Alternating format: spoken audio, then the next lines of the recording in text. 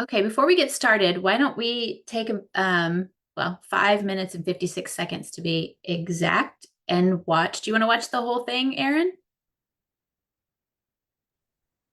Sure. It would probably Okay. be best. Yes. Okay. Well,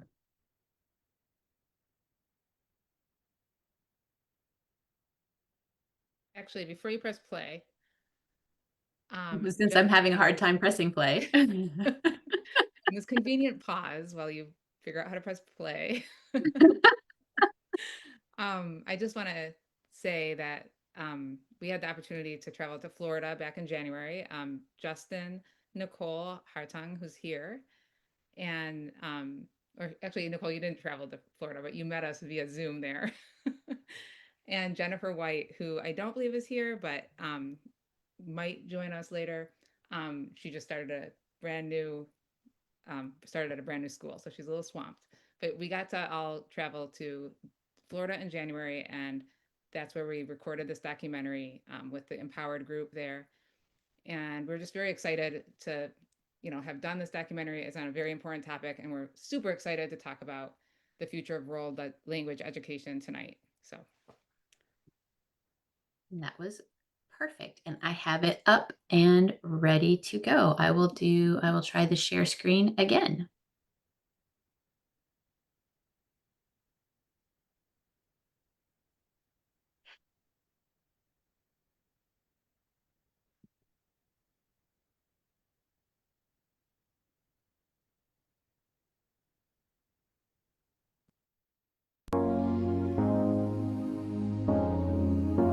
Language learning remains an essential and enriching process that unlocks the ability to connect with others on a deep human level, fostering empathy and bridging cultures. It vastly improves communication skills, promotes intercultural understanding, and prepares people for success in a globalized world. However, the future of language learning is under threat, which also places the benefits it brings under threat.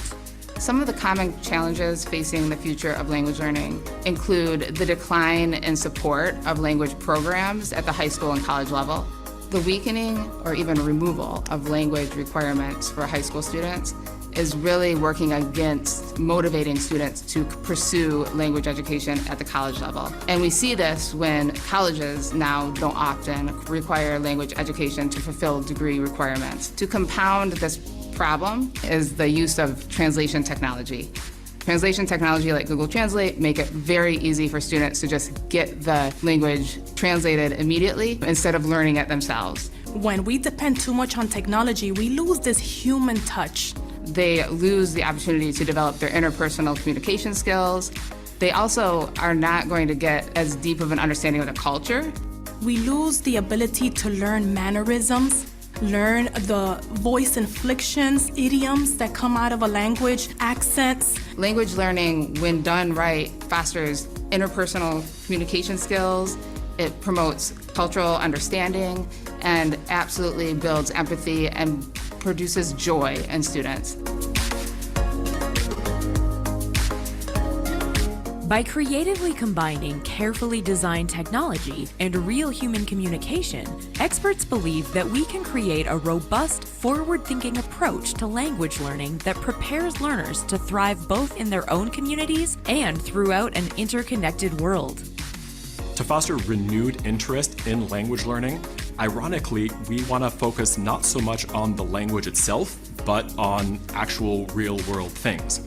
It's important to give learners as direct access as possible, not just to that vocab and grammar, but to actual human beings and human communities and their ideas. Now, we can't all go travel to Peru or travel to China and experience language in that sense firsthand, but we can share stories, we can set up interviews, we can set up conversations, written exchanges, expose students to content, videos, songs, you name it, that's been created in the language and that showcases people and community members that use that language on top of just the medium that is the language. The role of technology in language learning should be one that is interactive. So students should be able to watch videos and engage with native speakers in very visual ways. I believe technology is my #1 assistant. With the digital plans, with videos, anything is at our fingertips. Digital tools have been great for me because they have helped me to engage with my students more, make language learning more interactive. But in telling those stories to my students, just seeing their worlds open up and the questions that they ask, they want to understand other parts of the world. They want to understand people from other cultures that are different from their own. And I love getting students outside of their little bubble.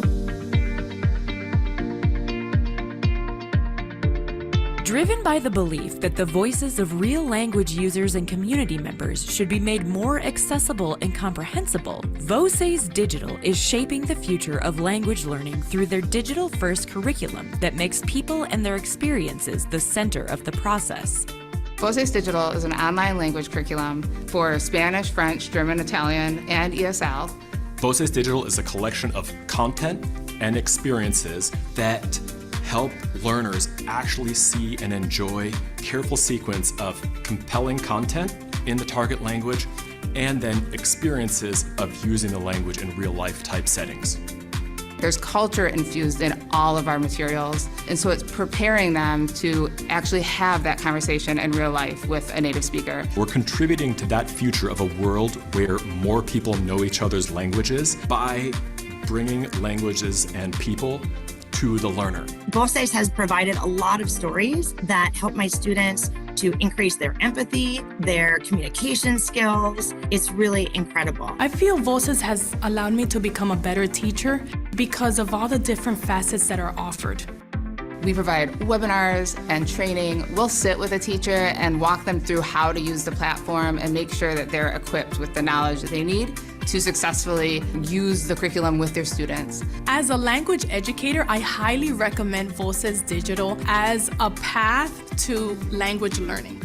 I believe that WLWS has incredible stories, and WLWS brings out the best of an individual. Just seeing students take their language to the next level is so rewarding, and it just keeps me going and gives me energy to show up the next day and keep on teaching because these students are becoming global citizens.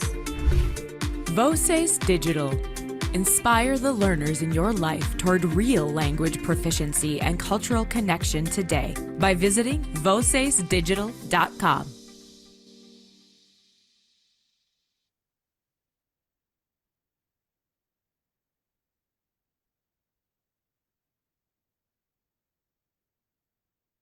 Okay, so welcome everyone, and thank you for joining us today. We're here for an important conversation about the future of world language education, and it's a topic that was just highlighted in the segment that we watched. And we're fortunate to have three incredible panelists with us. So we have Nicole Hartung, a middle school Spanish teacher who sees firsthand the challenges and opportunities in the classroom every day. We have Justin Slocum Bailey, a former Latin teacher, now a comprehensible input trainer and curriculum developer with WLWS Digital, helping educators bring language learning to life in new ways. And Erin Almiranti, president of Teachers Discovery, who leads the charge in creating resources and solutions that support schools and teachers across the country. So together, they're going to help us explore what's at stake, how educators and communities are responding, and where we can go from here. Are we ready to jump in? Okay. So the Empowered by Meg Ryan documentary makes it clear language programs across the country are disappearing. To start, let's ground ourselves in that reality. So what's really driving this decline, and how does it show up in classrooms and communities? Erin, from a leadership perspective, what do you see as systemic reasons behind the shrinking of world language programs? Sure. So just a quick side note that if you guys want to be part of this conversation in the chat while we talk, please put your own experiences and thoughts there.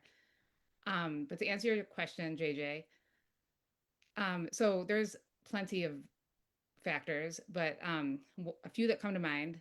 One is the focus on STEM education kind of at the expense of a focus on language learning and even like the arts.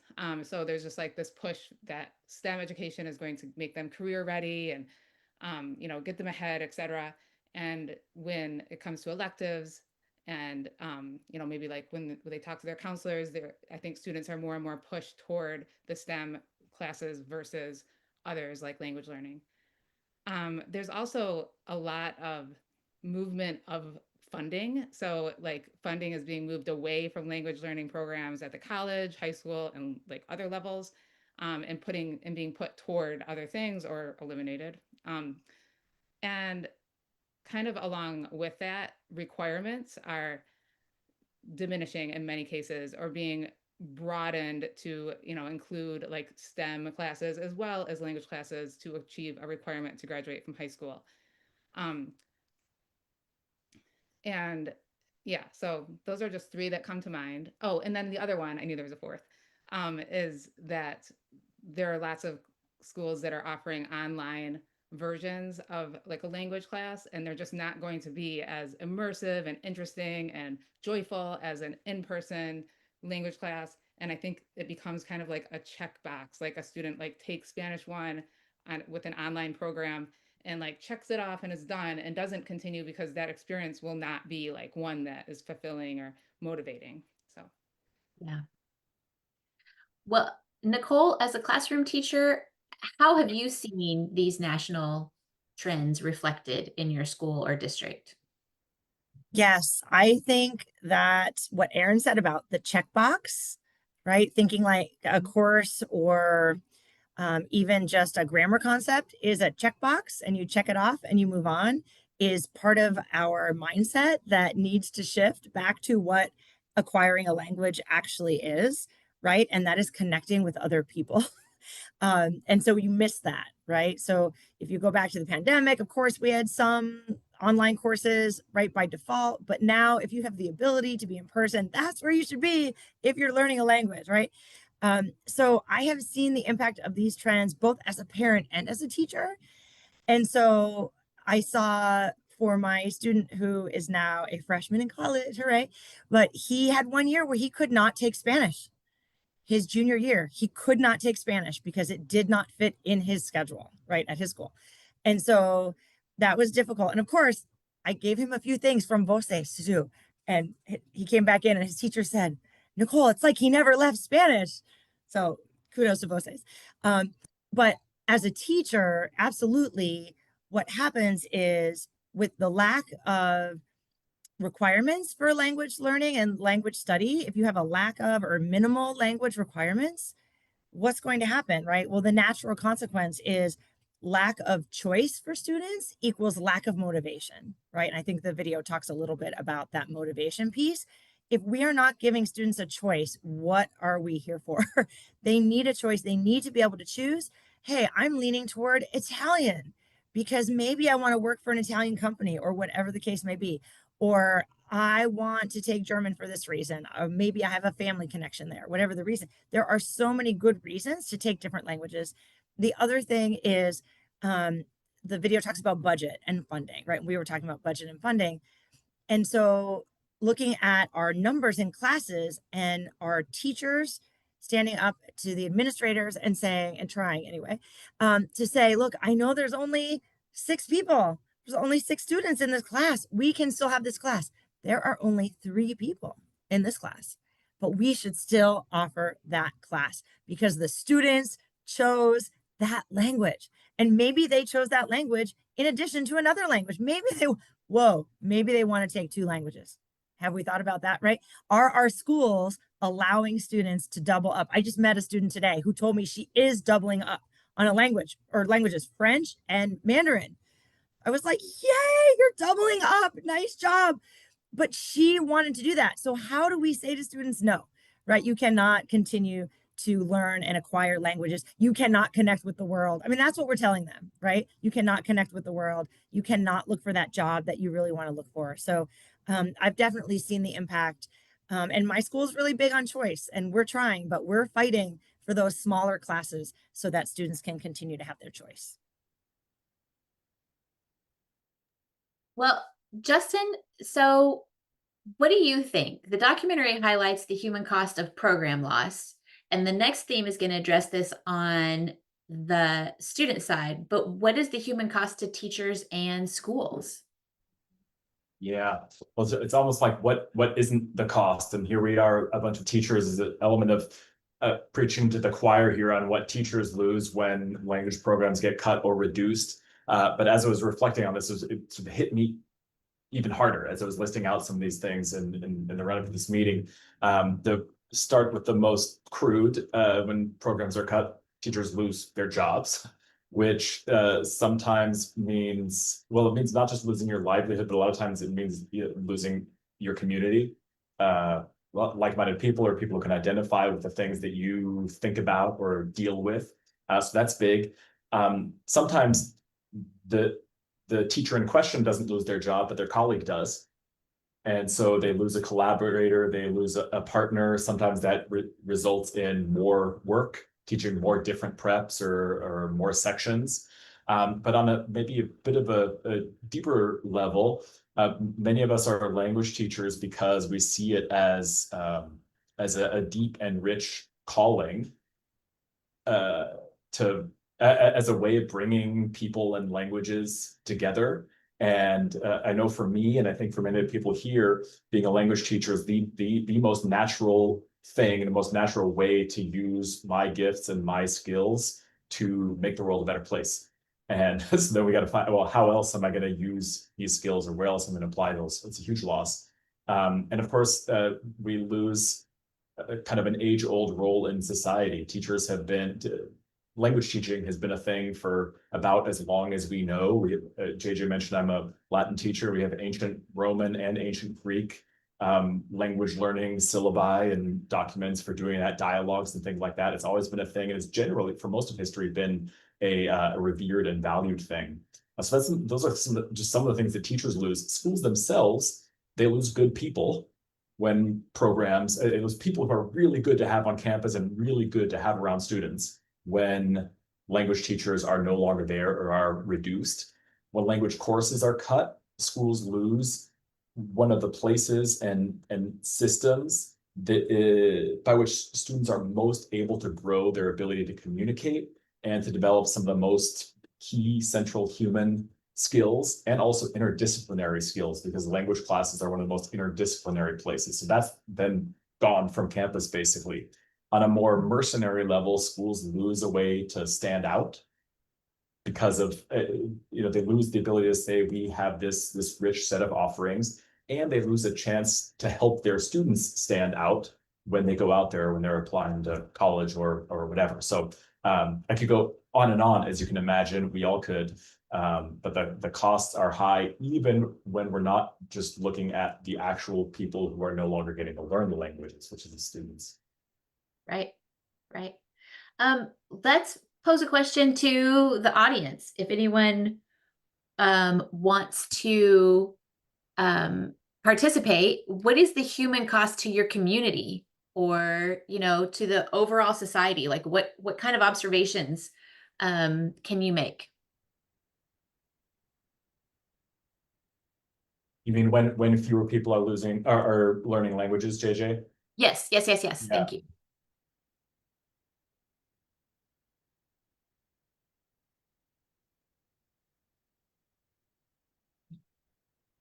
We'll give everybody a minute to, you can type in the chat, or you can unmute and talk to us.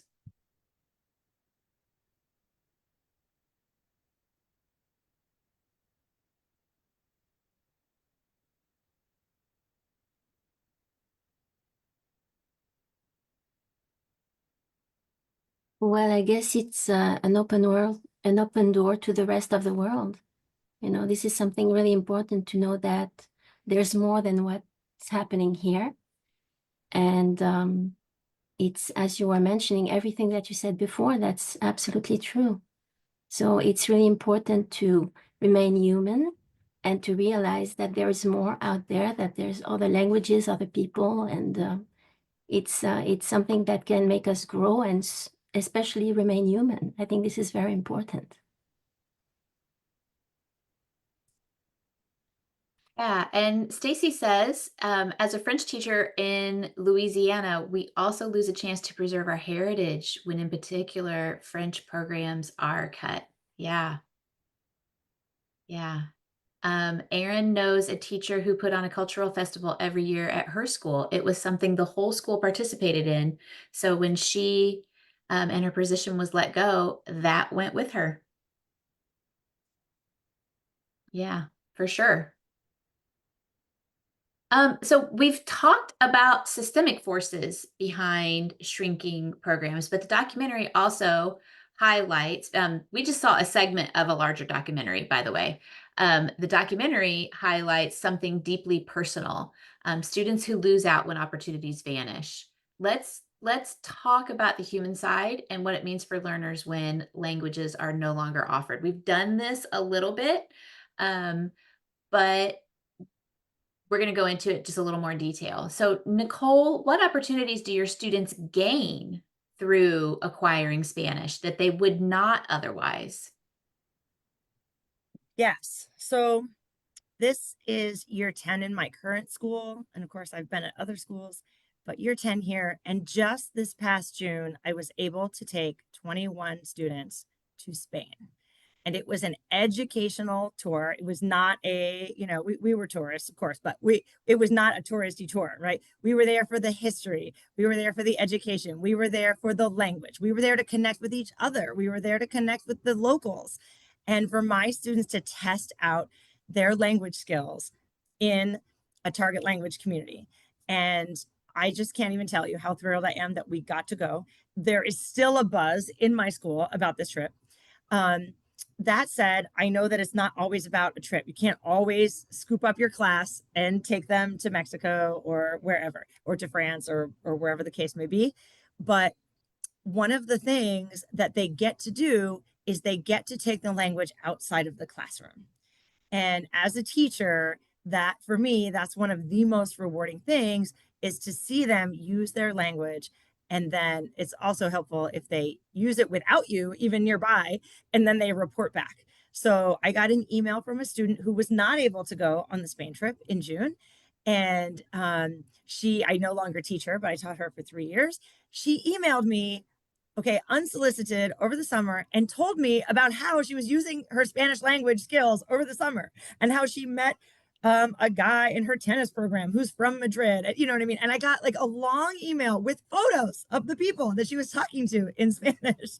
So that is it. Like, oh my goodness, when does that happen? So if we are going to remove language programs, right, that's what we're removing. That joy that Erin talked about, we're just leaving that joy behind. We're leaving it dead on the floor. And that is so sad to me. We are also, my students learning language, acquiring language, they are also becoming bilingual or multilingual. And so whether you have students who are working toward that global seal of biliteracy, or perhaps you have a certificate in your state, that credential that will stay with them for a lifetime, whether it's functional fluency, working fluency, whatever the case may be, that is a credential that will help them to, like we said, right, the doors open up to the rest of the world, study abroad, travel opportunities, internships, maybe not just study abroad, but maybe actually attending a university abroad, right? Not just for a semester or not just for a summer, but attending fully there. So students are also gaining opportunities to become lifelong language learners. And so going back to what we said before about in schools like high schools or colleges, universities, if we are cutting programs, we are cutting choices, we are removing choices for students, they're going to stop too soon. They're going to stop before they get these amazing benefits. They're going to always feel like a beginner or like they didn't learn enough. How many times, right, have you heard that? Oh, I only studied 2 years, or I studied a long time ago, but then I stopped and I didn't keep my language fresh and I didn't use it and I didn't keep it going. They are stopping before they get to feel really good about themselves and they have those skills and the confidence. And that's what we're shortchanging them with, because what I saw with my students in Spain was that they surprised themselves. They said, okay, Senora Hartung, I know that you told us we could do this, but now we know we can do this. And that confidence is motivating them to continue to be lifelong language learners.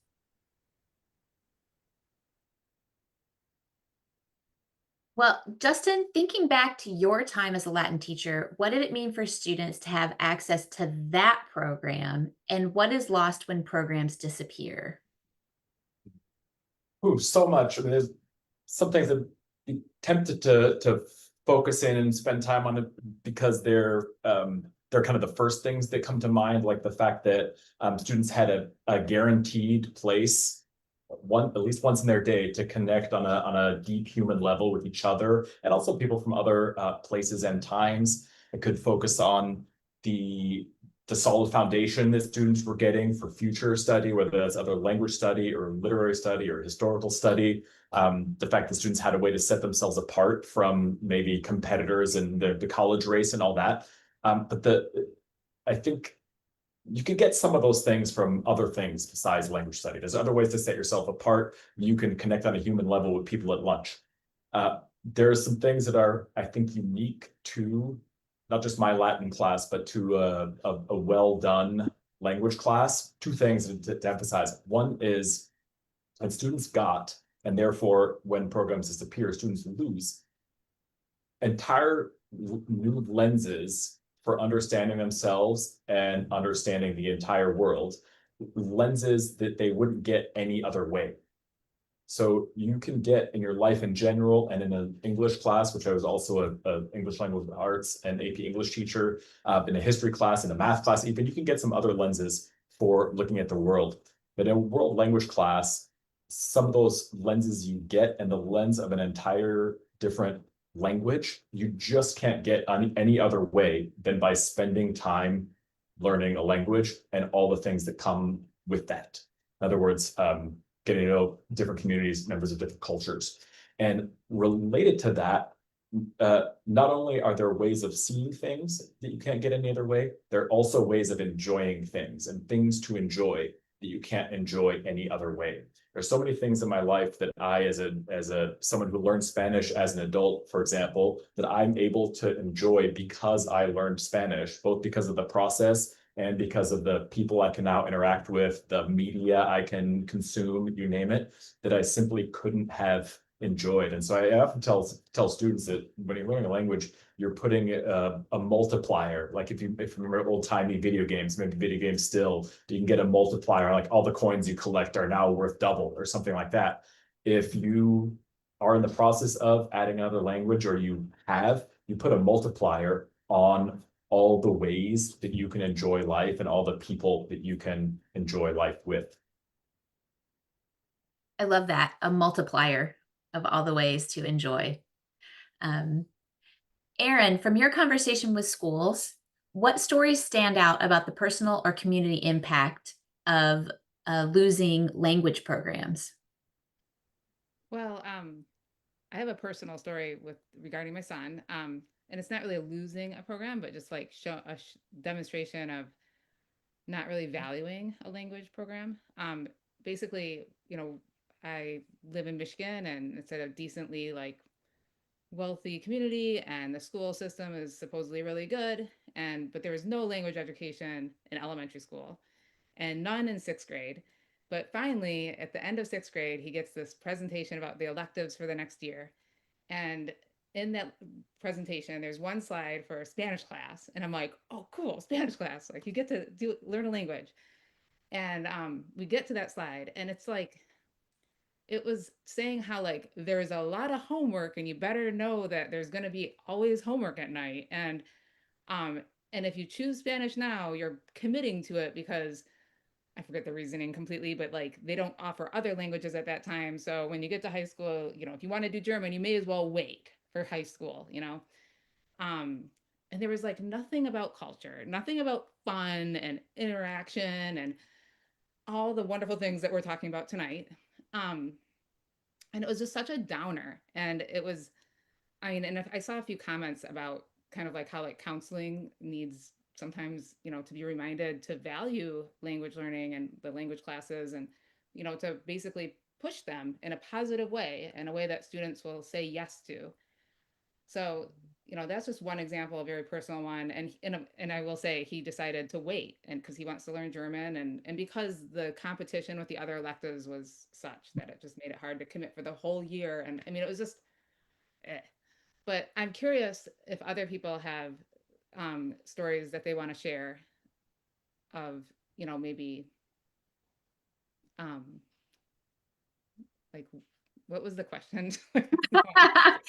Stories that stand out about personal or community impact from losing language Yeah, programs. like if people want to share like experiences they have of, you know, what have they observed when language programs either are not as supported or removed altogether.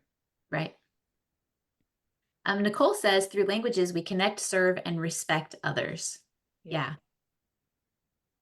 Yeah. I always told my students that when you got down to it, we all want the same thing. Everyone around the world wants the same thing, and that's love and respect. I love that. Yeah.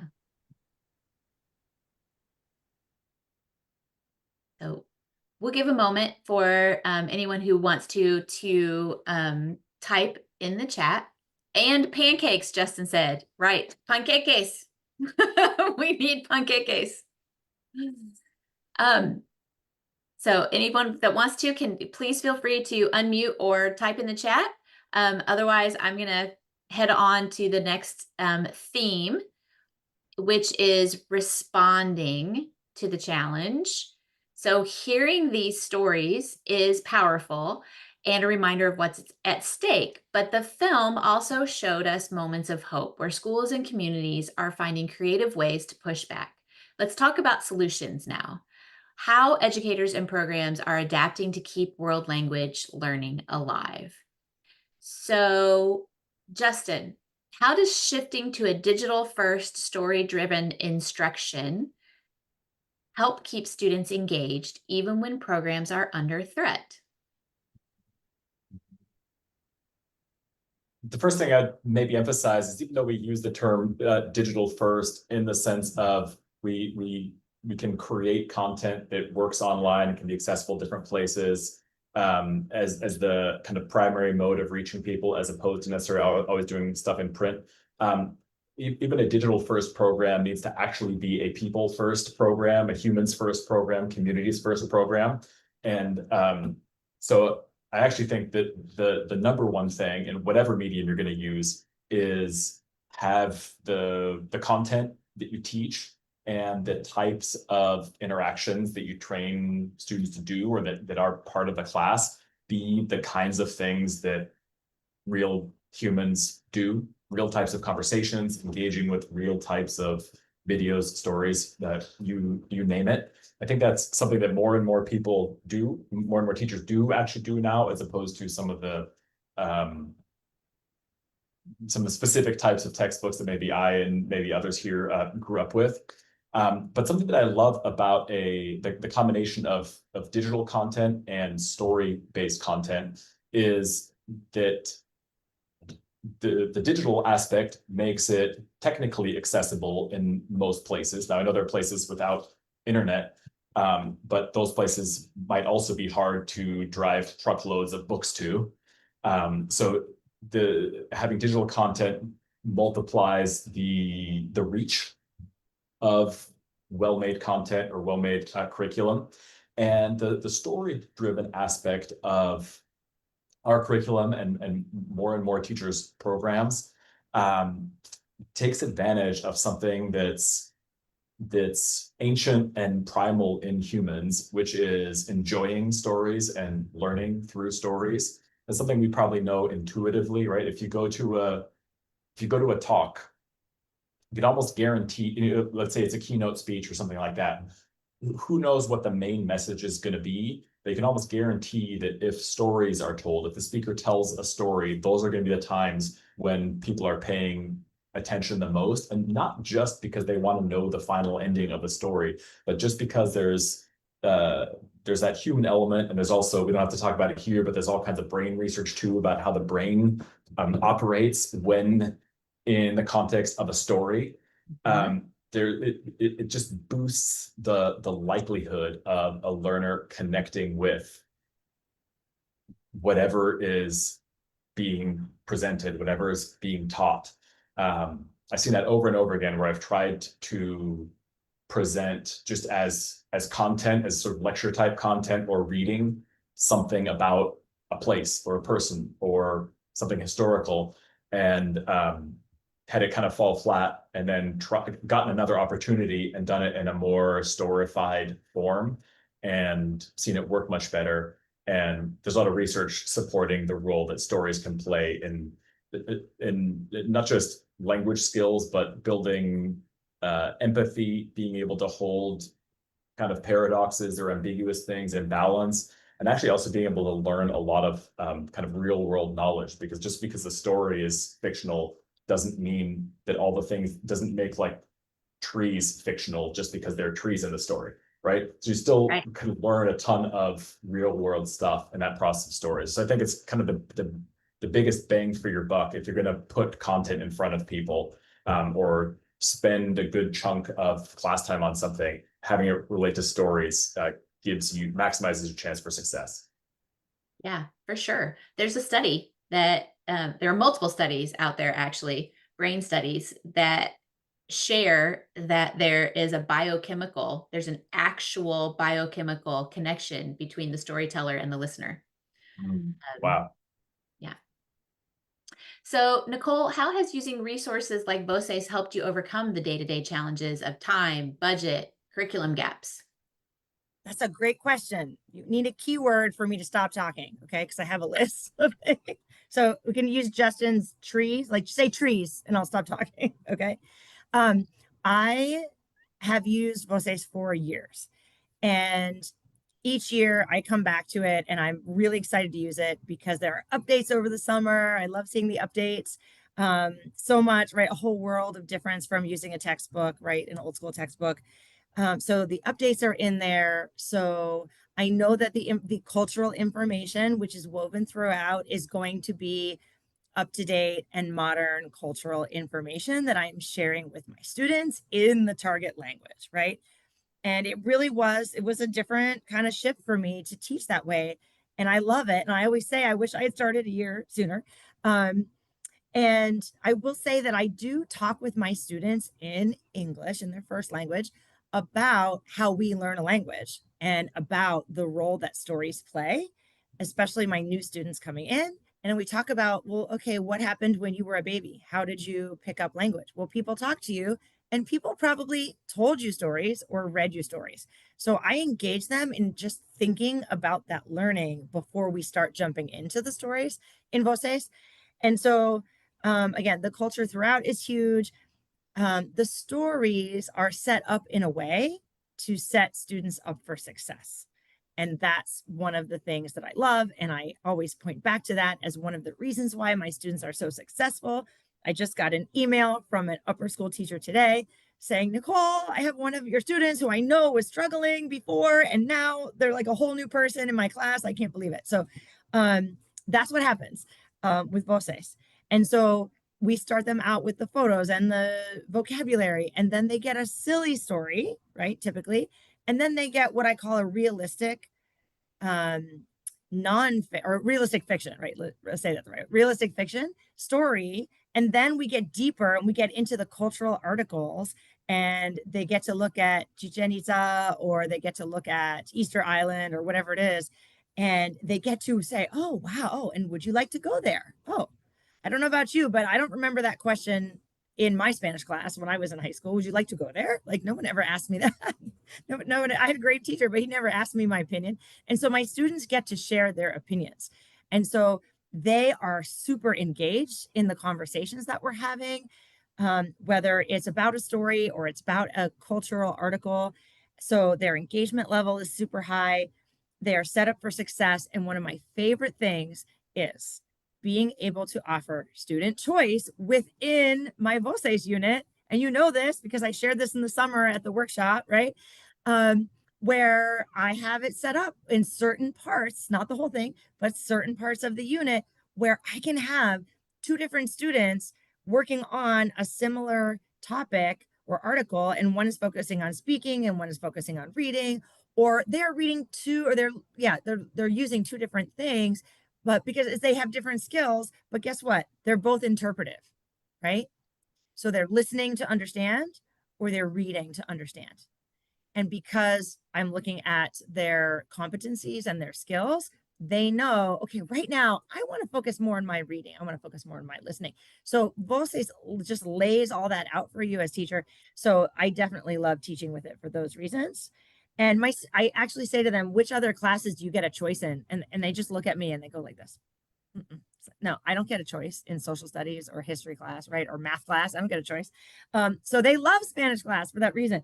And also, let's see here. I'm looking at my list. Oh, the can-do statements are a great, just they spur on conversation and connect to students' goals. So if you are working with your students, okay, what is your language goal in French class this year or Italian class this year? Right. And let me help you get there. I'm going to guide you. We're going to, we're using Voces. Maybe we're using other tools too. I do use other supplemental resources as well. But we're going to get you there. Those can-do statements are a beautiful thing. Okay, well, you feel like you can do it really well. You can do it with help, or you're not quite there yet, or you can do this and more. Again, we're building up their skills, but we're also building up their confidence. So revisiting those can-do statements is gold, and it allows us to celebrate, right? If we want to keep students motivated, we want to celebrate with them those language goals, big and small. And so, hey, the whole class, right, reach their language goals this week or this month or this unit or whatever. It also gives you an opportunity to pair them up and let them work with another student who might be working on a similar goal. Voces just gives me so many options with my students to meet their needs, to guide them in the right direction towards their language learning goals. And they will tell you that this class is different than all their other classes. And so truly, Voces gives me what I need to check in with my students, to encourage them, to teach them, to have wonderful conversations with them, sharing stories with them. And they like the silly stories. Okay. They always snap or clap when I share a Voces story, one of the silly stories. But that usually leads us to, okay, can we use this vocabulary and these structures and talk about our lives, right? We bring it back to our lives and their lives. And so last year I had students, a handful of 7th graders, create this whole elaborate story that I said, just jump in and add to the story and use the structures, but use other words, it's great. And they made this crazy story, which I won't bore you with all the details, but it was about a manager who was mean for McDonald's and he ran out of the McDonald's down the street to the school. And there was a whole thing that happened. There was a lot of drama that ensued. But that was such a beautiful thing to see my students take that story and run with it.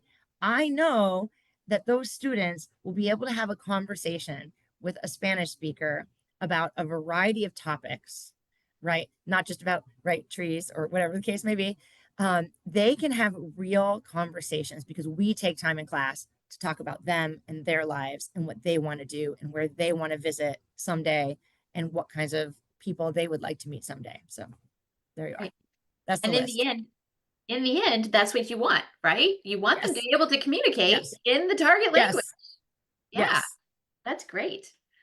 And Erin commented that when she learned how you use Voces this summer during our workshop, that she was so impressed with the choice that you give them. And I am too. I have never seen anyone provide so much choice for students. That's like, you are a model for sure. Thank you.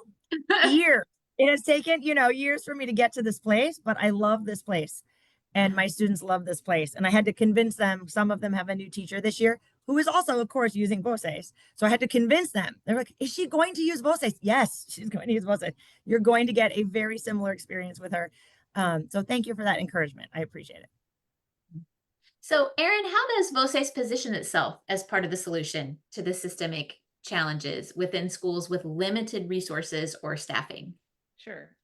So everything that Nicole and Justin just said, I mean, the story-based curriculum, the series that we have is, great for connecting with the students and giving them compelling content, keeping them engaged and interested in learning a language. The culture is another huge component, and just everything that we just talked about. But I'll just mention to kind of add to this part of the discussion.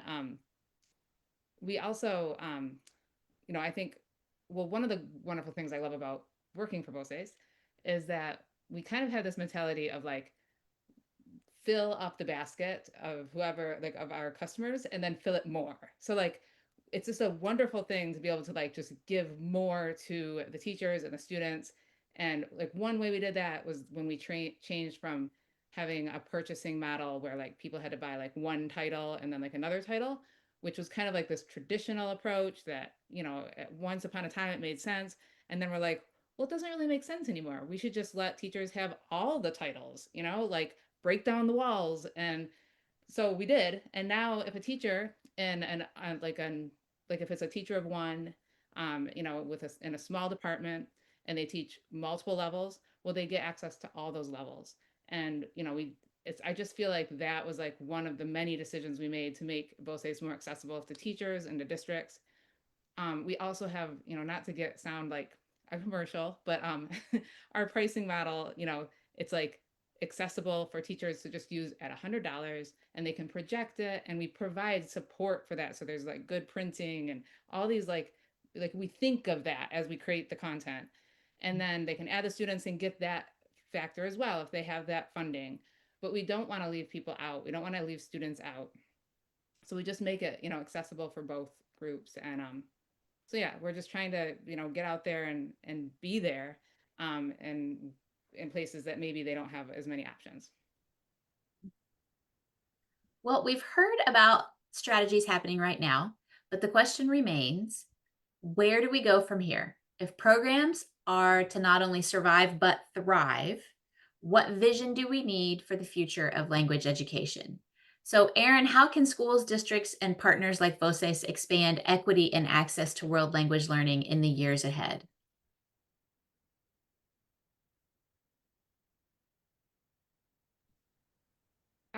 So I think there's a lot that, so there's, first of all, it's important to express to our parents and our community members and people who aren't necessarily in the world of world language education how important it is. So whether it's, connecting with policymakers, even like, and I'll just use, my own experience, like in Lake Orion School District, where my son goes, I need to, and I have not in my busy life, but I need to, express to the school district my desire for more world language education, like to start it earlier, to deepen it. And you can take it all the way to the state level. I think sharing your stories about your students, which I see all the time on Facebook with all my many teacher friends on Facebook. Many of you are here tonight. But I love seeing when you share like those wonderful moments, or Nicole, like your stories, like just sharing those stories with people, it'll remind them of the importance of world language education, of the effect that learning language can have on students. But I think that, then there's just being, sorry, I just lost my train of thought.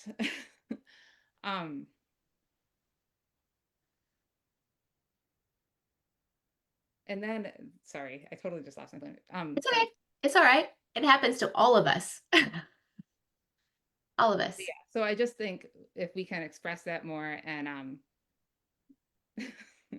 and yeah, shout about it from the rooftops, basically. Yeah. So yeah. Yeah. Well, Nicole, what role do you see teachers playing in advocating for the importance of language education beyond the classroom? So, JJ, I love that you are using this word advocating, because that's what I see teachers as, advocates for world language learning. So I feel like we used to just be teachers. We used to just be educators, right? And now we kind of need to step into that role of advocate. I feel like that's where I am. That's where I want to be. I feel like that's a really important role. So there are lots of things we can do. I recently was talking to someone about our world language department at my school. And I said, I feel like we are an amazing group of people. We have diverse backgrounds. We are passionate about teaching our students, but we're also really hard workers. And so we kind of put our head down and just do our work, and we get into our class and we do our thing. And nobody knows, not really, right? Exactly, all the amazing learning and acquisition that's happening in our languages. And so we're kind of flying under the radar, right? So many amazing things are happening. Students are out in the world using the language. Students are initiating conversations with people, of that language. And students are achieving global seal of biliteracy, right? We need to celebrate this. Like at the end of 8th grade, what?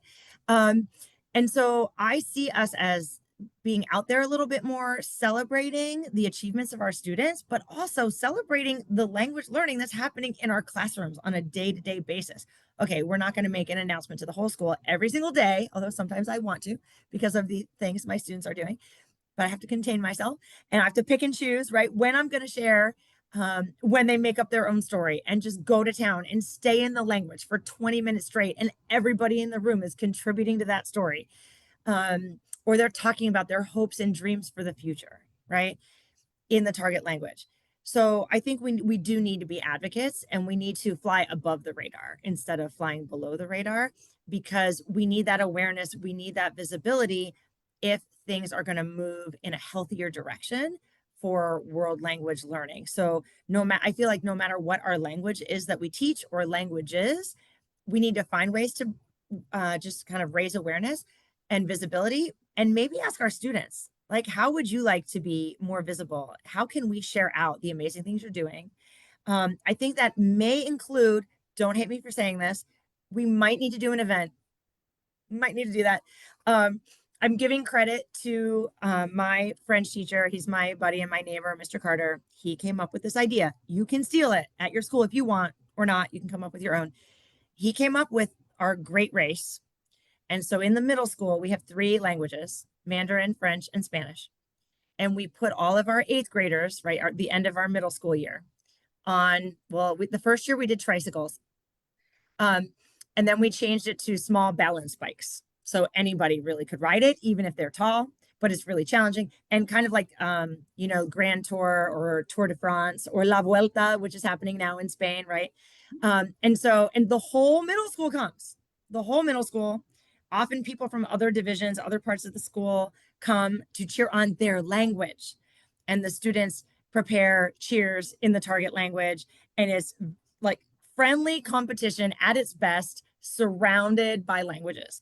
And it's so exciting. And we do it right before spring break. And it is wild. And they love it. And they're already talking trash to each other, right, in the hallways about it. But this is the kind of, and we, if we wanted to, we could make it bigger, but maybe there's a community event that you can get your students out there in the world. Maybe you can have students mentor or read in the target language or bilingually in your public library. That's one of the things I'd love to do. It's on my list. If you do it, email me, let me know. I'd love to get my 8th graders doing that, or our high school students doing that. There are lots of things we can do to showcase the language acquisition that's happening and how it touches our community as well. And I'd love to see that. I feel like the cultural components, at least for the Spanish titles, right? You have 2 regions or 2 parts of the world that are the areas of focus, right, per unit.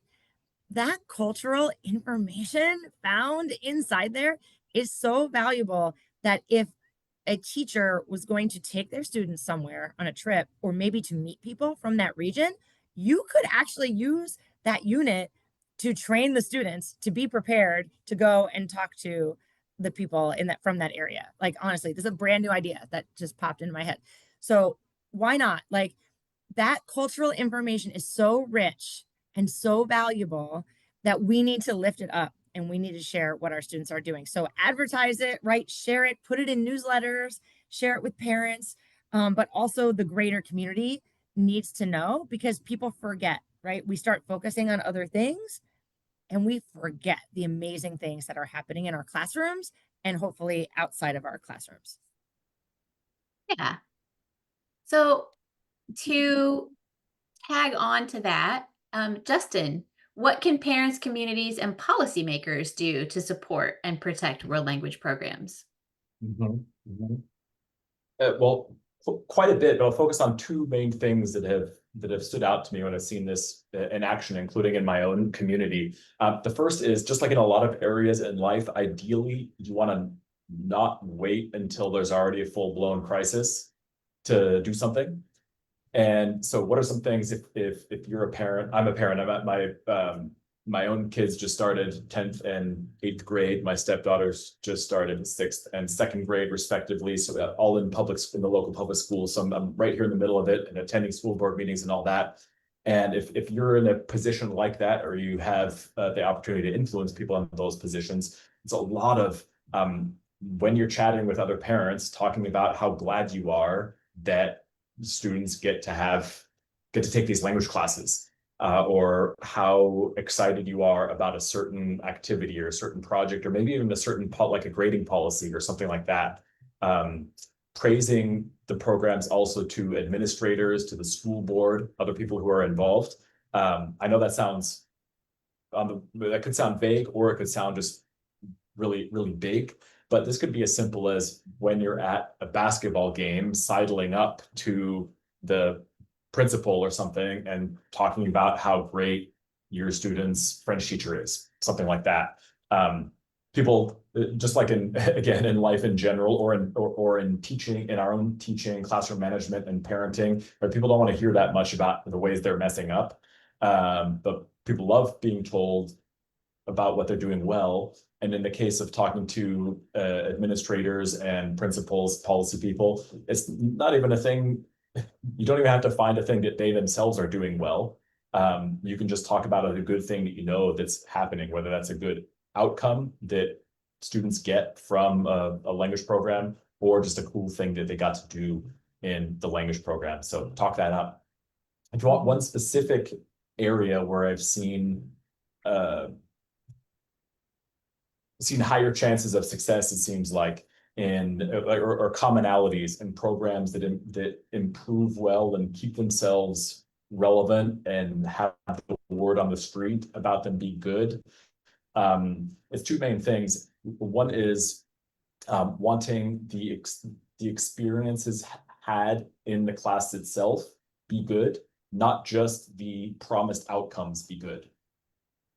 So we hear all the time, students are tired of hearing, everyone's tired of hearing, I think, if you do this, you'll get better SAT scores. Do this, you get better chances of getting to college or a better job. My 10th grader is not thinking about a job. He's thinking about like how he wants to, like the cool decals that he wants to put on a car if he ever gets one.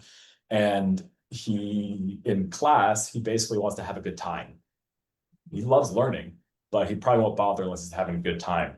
So as far as specific things to emphasize, again, in those conversations with admin, school board, you name it, is what are the high quality experiences, not just fun times, but high quality experiences, rich experiences that people are having. That's the first of the super practical and specific things. The other is, if you feel like you can not have a say, but can work it in, is praise or push for approaches to grading or to reporting student success that are really based on their actual proficiency in the language, their actual ability to use the language, as opposed to a lot of the classic grading systems that are about like amassing points or being docked points from a potential like 2,000 points that you could amass over the course of this semester. You get docked 375. That doesn't ultimately say much to anyone about, can you go out there and do great in a job that involves speaking with Spanish speakers, or can you enjoy a French film with someone and discuss it, or something like that. So if you want a really concrete thing as a parent to praise and or push for, is proficiency oriented grading, maybe even proficiency testing that's done by an outside organization like ACTFL, to become more and more of a thing on students' transcripts, as opposed to, well, they got a B- in Spanish. I'd much rather see this student has been tested at an intermediate low level in Spanish. That means something. That's awesome. That's great advice. Well, the conversation would not be complete without hearing from everyone in the audience. So we'd love to know what challenges feel most urgent in your context: funding, staffing, scheduling, community support. So let's take a second. And can you see the poll? I just launched it. Does it show on your screen? Yes, we see it.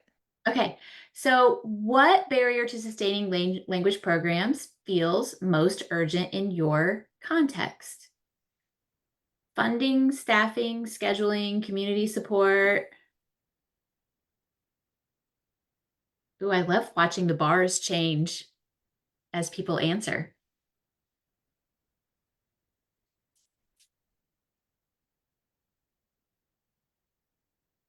Wow, by far it's scheduling.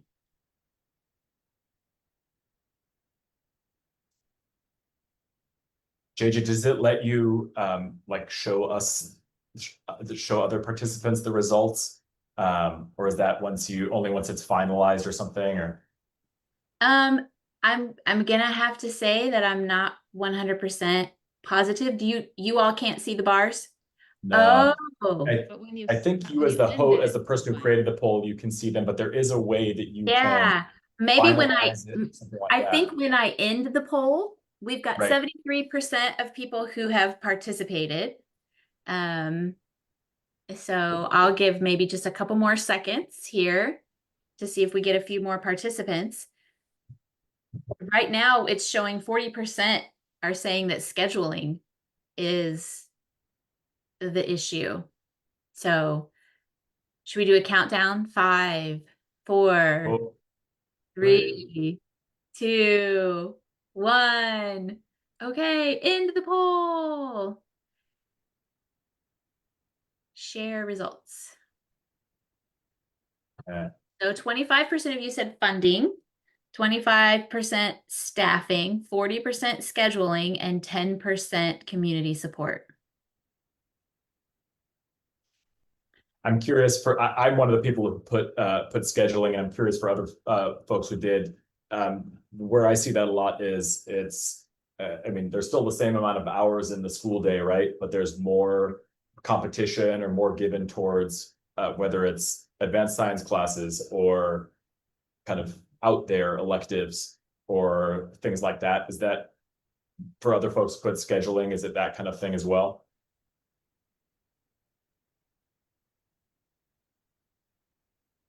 Feel free. You don't have to type in the chat. You can unmute Yeah. at any time and speak to us. Haley says exactly, way more electives for students to choose from.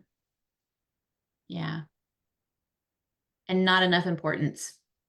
And so many states are reducing the amount of language or even eliminating language at all as requirements too. So, or a lot of times, and I wonder if this is your situation, Haley, a lot of times the language becomes just another elective. Like it still exists, but it's no longer a core class anyway. So then it's an elective like any other, and someone can choose drafting or film or whatever else yeah. instead.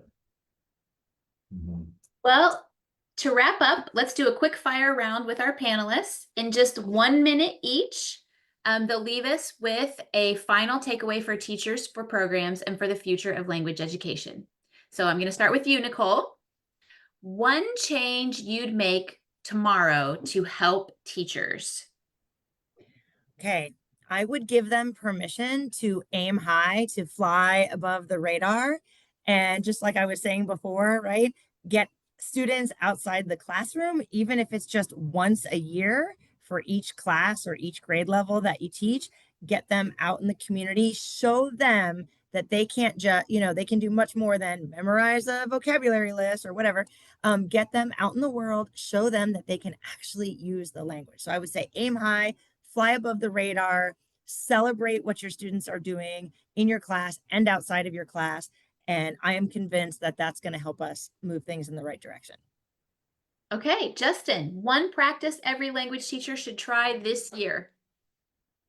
I'll say get your students using their imaginations and kind of thinking fascinatingly and outside the box by asking them questions about hypothetical things. What would you do if XYZ, if this weren't a factor? What would you do if this? Would you like to do this? Would you like to do that? So still a lot of the types of interpersonal conversations that we may already have, but getting students, it's kind of the student version of thinking big and thinking outside the box as a way to generate kind of buy-in and interest and that kind of joy that I was talking about earlier on. Okay, Aaron, one vision or hope for the future of world language education. I just want more students to feel like this is what I want when I go to the language class. Like to have them engaged and interested and feeling like that amazing experience of learning a language and using it and feeling confident about it and all that motivation to go traveling and meet other people. And, I mean, it's a lot of, not to like plug something else, but it's a lot of what Brian Candle includes in his book, Give Them What They Want. And I really do think that the future of language education kind of ultimately rests in how the students experience language education.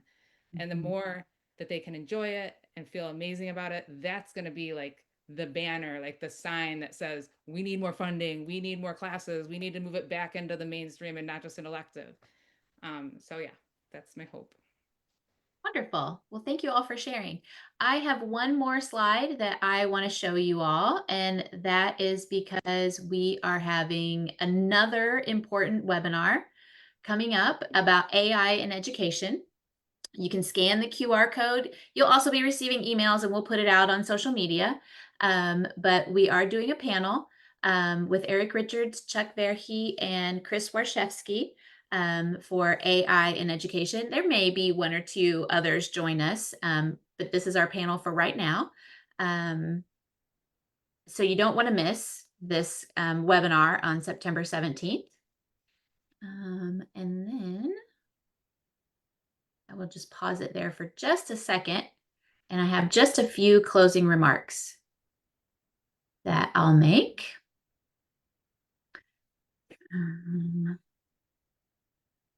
If I can get my own screen back to where I need it to be. Okay, so thank you everybody for joining us tonight, but thank you Nicole, Justin, and Aaron for sharing your insights, your experiences, and your passion for world language education. Thank you to everyone who joined us today. Your engagement and your questions remind us that this conversation is bigger than any one classroom or program.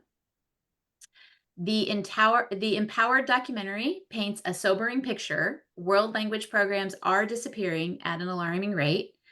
But what we've heard in this discussion is that there is hope in innovative teaching practices, in resources like Voces that make programs more sustainable, and most of all, in the commitment of teachers, leaders, and communities who believe that every student deserves access to language learning. As we leave today, let's carry forward this idea. Learning another language is not just about words. It's about building empathy, opening doors, and preparing students to thrive in the global world. Each of us has a role to play in keeping these opportunities alive. Whether you're a teacher, an administrator, or a parent, your advocacy matters. So on behalf of our panelists and everyone at Voces, thank you again for being part of this conversation. We look forward to continuing the work together to protect, expand, and reimagine the future of world language education. Oh, thank you so much, JJ. That was wonderful. Oh, You're a wonderful host. And thank you all for being here today. And we look forward to doing more webinars like this. So talking more about this topic. All right. Well, thank you, everyone. Thank you. Bye-bye. Thanks all. Have a good night.